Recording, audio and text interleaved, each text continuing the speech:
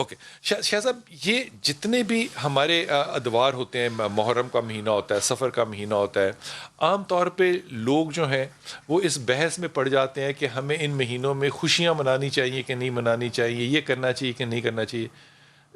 اس پہ کیا درس دیں گے لوگوں کو؟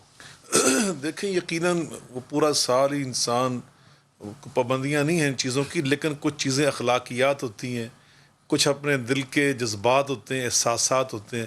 آپ مجھے یہ بتلائیں، شرعی طور پر اگر آپ کے گھر میں آپ کے والد کی میت پڑی ہو یا کوئی عزیز کا جنازہ ہو یا 2-4 دن پہلے ہی وہ فوت ہوا ہو، تو ہم 2-3 دن کے بعد کوئی ولیمہ رکھ لیں، کسی بچے کی برتھ ڈے رکھ لیں، تو میرا خیال ہے شرعی طور پہ تو یہ حرام اور نجائز نہیں ہوگا. لیکن آپ مجھے یہ بتلائیں اخلاقی طور پر ہمارے دل کے ساتھ ساتھ جذبات کیا ہوں گے؟ تو اس لیے یہ چیزیں جو ان کا تعلق ہمارے، میں سمجھتا ہوں، روحانیات کے ساتھ ہے، ہمارے جذبات کے ساتھ ہے. اچھا، روحانیت مجھے لگتا ہے شاہ صاحب کہ زیادہ اخلاقیات ہی ہے. اخلاقیات بالکل، روح کا تعلق. اگر اخلاقیات کا عروج ہو کوئی تو وہ روحانیات ہے. بالکل ایسے ہی. بہت خوبصورت آپ نے بات کی.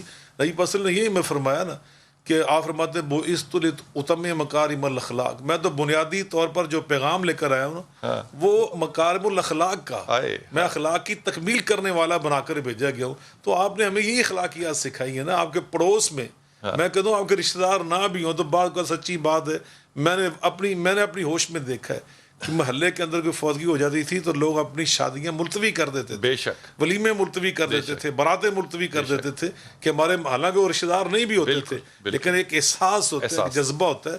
تو یقیناً میں سمجھتا ہوں اس حوالے سے امت کے اندر ہونا چاہیے. جی یقیناً ساری امت کے اندر بالکل. ڈس ایگریمنٹ ہو سکتا ہے لیکن وہ اس ڈس ایگریمنٹ کو آپ نے اپنا نظریہ نہیں بنا لینا. شاہ صاحب، بڑی عاجزی کے ساتھ یہ بات آپ سے عرض کر رہا ہوں، کیا اختلاف اتنی حد تک لے کر جانا چاہیے کہ وہ فتوے کفر کے ہم لاگو کرنا شروع کر دیں؟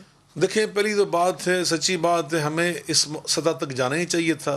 ابھی ضابطہ اخلاق الحمدللہ پرسوں ترسوں یہ الحمدللہ طے پا گیا ہے، اور یہ اس کو اسلامی نظریاتی کونسل میں آپ نے بڑی آرام سے بات کرتے ہیں، یہ بہت بڑا سنگ میل ہے، بہت بڑا سنگ میل ہے، یہ سچی بات ہے الحمدللہ.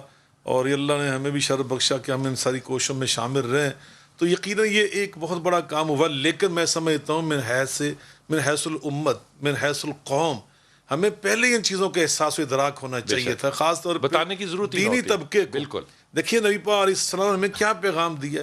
میں نے مدینہ یونیورسٹی میں جو خلاصہ تعلیم تھا نا میرا، بلال بھائی صاحب، وہ کیا ہے؟ لا نکفر احد من اہل القبلہ. اللہ اکبر. جو قبلے کو، بیت اللہ کو نمازوں کا قبلہ سمجھتا ہے نا، وہ مسلمان ہوتا ہے، بس وہ کافر نہیں ہوتا. اب دیکھیے، میں سمجھتا ہوں اس دور میں، اس دور کے اندر بھی آپ دیکھ لیں، اصول دین پہ ہم کٹھے ہیں. اصول دین میں کوئی اختلاف نہیں ہے. آپ اہل حدیث کو دیکھ لیں، اہل سنت کو دیکھ لیں، اہل تشیع کو دیکھ لیں، آج بھی اصول دین پر یہ سب متحد ہیں. 5 نمازوں پہ متحد ہیں، رمضان کے روزوں پہ متحد ہیں، حج بیت اللہ پہ متحد ہیں، نماز کدھر رک کر کے پڑھنی اس پہ کٹھے. تو اب مجھے بتائیے، اب تشریحات میں جو فرق ہے نا، یہ اس کی بنا پہ بندہ فرقہ نہیں بنتا، مکتب فکر بنتا ہے.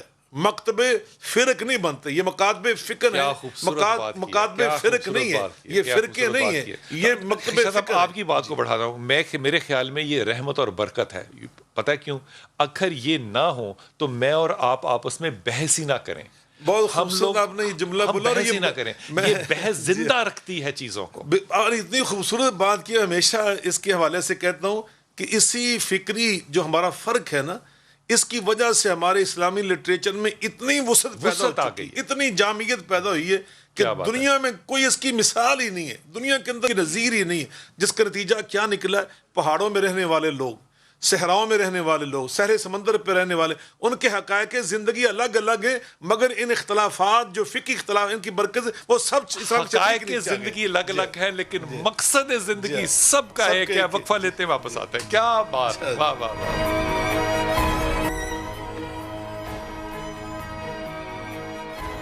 بسم اللہ الرحمن الرحیم. شاہ صاحب، ایک سفر ہے جس کو کہ ہم نجف سے شروع کرتے ہیں اور کربلا جاتے ہیں. یہ تقریباً کچھ 100 کلومیٹر کا سفر ہے جسے اربعین کہتے ہیں، اور لوگ جو ہیں وہ اس کو بڑی محبت سے کرتے ہیں. یہ میں دیکھ کے بتا رہا ہوں، آپ کو سن کے نہیں بتا رہا. وہاں پہ تقریباً میں کہتا ہوں کہ 50 60 70 لاکھ لوگ یقیناً ہوتے ہوں گے، لیکن ان کی خدمت جتنی کرتے ہیں وہاں پہ، وہ جھوٹ لگے گا اگر میں آپ کو بتاؤں گا کہ کتنی خدمت ہوتی ہے، کتنا لنگر ہوتا ہے، کتنی حفاظت ہوتی ہے، اور لوگوں کے گھر کس طرح کھلے ہوتے ہیں تمام لوگوں کے لیے. یہ جو سفر ہے یہ یاد میں کیا جاتا ہے کربلا والوں کی. اس سفر سے اہل تشیع کیا پیغام لیں اور اہل سنت کیا پیغام لیں؟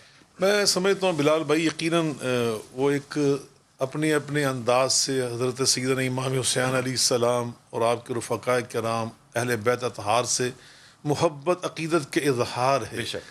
ہمیں بعض اوقات یعنی میں سمجھتا ہوں الفاظ کے ساتھ اختلاف ہو سکتا ہے یا کسی انداز سے اختلاف ہو سکتا ہے، لیکن جو اس کی روح ہوتی ہے نا، اس سے اختلاف جو نہیں ہو اس کے سکتا. اندر ایک معنی ہوتا ہے، جو اس کی معنویت ہوتی ہے، اس میں سب کا اتفاق ہے. کیا بات ہے. حب اہل بیت کے ساتھ دیکھیں، وہ حضرت سید نور الحسن بخاری رحمۃ اللہ علیہ ایک بہت بڑا نام ہے اہل سنت کے اندر. ان کی کتاب ہے الاصحاب فی الکتاب. اس کے ٹائٹل کے اوپر ایک بڑا خوبصورت شعر لکھا ہے. وہ فرماتے ہیں اسلام ما اطاعت خلفاء راشدین، ایمان ما حب آل محمد است. وہ فرماتے ہیں اگر مجھ سے میرا اسلام پوچھتے ہو نا تو خلفاء راشدین کی اطاعت کرنا یہ میرا اسلام ہے، اور اگر میرا ایمان پوچھتے ہو تو آل محمد سے محبت کرنا یہ میرا ایمان ہے. تو یقینا ہمارا تو اسلام و ایمان ان پاک باز ہستیوں کے ساتھ ہے. تو میں پاکستان میں رہنے والے تمام اہل سنت سے اور اہل تشیع سے ایک مطالبہ دونوں سے کرنا چاہتا ہوں. میں سمجھتا ہوں کہ اہل تشیع وہ اس ملک کا حصہ ہے، وہ ہمارے کلمہ گو بھائی ہیں، تو وہ اپنے انداز سے حضرت امام حسین علی مقام علیہ السلام کے ساتھ محبت کا اگر اظہار کرنا چاہتے ہیں تو ہمیں پورا ان کو موقع دینا چاہیے. یہ سب کا مشترکہ ملک ہے. جیسے ہم اہل حدیث ہیں تو ہم جا کے باہر نماز پڑھتے ہیں، نماز عید ہمارا حق ہے. ہمارے اہل سنت بھائی نبی پاک صلی اللہ علیہ وسلم کی میلاد کے حوالے سے وہ نکلتے ہیں جلوس، لیکن یہ ان کا حق ہے. تو ہمارے یہ بھائی ہیں، ہمارے ہم وطن، ان کا بھی حق ہے. لیکن میں ان سے یہ اپیل کرنا چاہتا ہوں، ان کا رویہ، ان کا انداز ایسا ہونا چاہیے کہ جس سے وہ سب کے دل وہ کھینچ لیں، اپنی دل جیت لیں وہ اپنے رویوں سے، اپنے نعروں سے، اپنی باتوں سے. تو یقینا ہم سب نے مل کر اس ملک کو سنوارنا ہے، انشاءاللہ اس کو مستحکم کرنا ہے. اور یہ اہل بیت کی تو محبت ایک خوشبو کا نام ہے جس کو ہم نے عام کرنا ہے، اس پہ ساری قوم کو متحد کرنا ہے. اگر موقع ملا تو اربعین کے لیے چلیں گے ساتھ؟ جی انشاءاللہ. اور ہم تو ہمیشہ ہی آپ کے علم میں اپنے اپنے یونیفارم میں جائیں گے. جی یقیناً ہم تو 33 34 سال سے اسی محاذ پہ کیا بات ہے، کیا بات ہے. سلامت رہیے، زندہ رہیے. کمال بات ہے. جی